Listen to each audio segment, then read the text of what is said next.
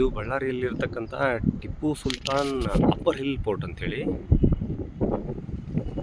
ಇದಕ್ಕೆ ಯಾಕೆ Tipu Sultan upper hill fort ಅಂತ ಹೇಳಿ ಹೆಸರು ಬರ್ತದೆ ಅಂತ ಹೇಳಿದ್ರೆ, ಇದು ಮೊದಲಿಗೆ ವಿಜಯನಗರ ಸಾಮ್ರಾಜ್ಯದಲ್ಲಿದ್ದಂಥ ರಾಜರು ಕಟ್ಟಿರೋದಂತಹ ಕೋಟೆ. ಎಕ್ಸಾಕ್ಟ್ಲಿ ಯಾವ ಡೇಟಲ್ಲಿ ಇದನ್ನು ಕಟ್ಟಿದ್ದಾರೆ ಅಂಥೇಳಿ ಮಾಹಿತಿ ಇಲ್ಲ. ಒಂದು 1565 ಅಕ್ಕಸ್ತಂಗಡಿ ಕದನದಲ್ಲಿ ವಿಜಯನಗರ ಸಾಮ್ರಾಜ್ಯ ಹಾಳಾಗಿ ಮೈಸೂರು ಸಂಸ್ಥಾನ ಸ್ವತಂತ್ರವಾದಾಗ ಹೈದರಾಲಿ ಆಳ್ವಿಕೆಗೆ ಒಳಪಟ್ಟಂಥ ಮೈಸೂರು ಸಂಸ್ಥಾನಕ್ಕೆ ಇದು ಹೋಗ್ತದೆ.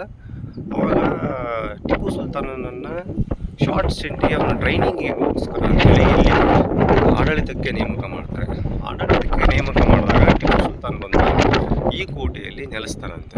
ಸೊ ಹಾಗಾಗಿ ಈ ಕೋಟೆಗೆ ಟಿಪ್ಪು ಸುಲ್ತಾನ್ ಅಪ್ಪರ್ ಹಿಲ್ ಅಂತಾರೆ. ಕೋಟೆ ತುಂಬ ಸುಂದರವಾಗಿದೆ, ತುಂಬ ವಿಶಾಲವಾಗಿದೆ. ಸುಮಾರು 2 ಕಿಲೋಮೀಟರ್ ದೂರ ಸುತ್ತ ಇರತಕ್ಕಂಥ ಕೋಟೆ, ವ್ಯವಸ್ಥಿತವಾದಂಥ ಕೋಟೆ. ಮೇಲೇ ಆಶ್ರಯ, ನೀರು ಎಲ್ಲ ವ್ಯವಸ್ಥೆಗಳನ್ನು ಇಲ್ಲಿ ಮಾಡಿಕೊಂಡಿದ್ದಾರೆ. ಇದು ಸಮುದ್ರ ಮಟ್ಟದಿಂದ 605 ಫೀಟುಗಳ ಎತ್ತರದಲ್ಲಿ ಕಟ್ಟಿದಂತಹ ಕೋಟೆ.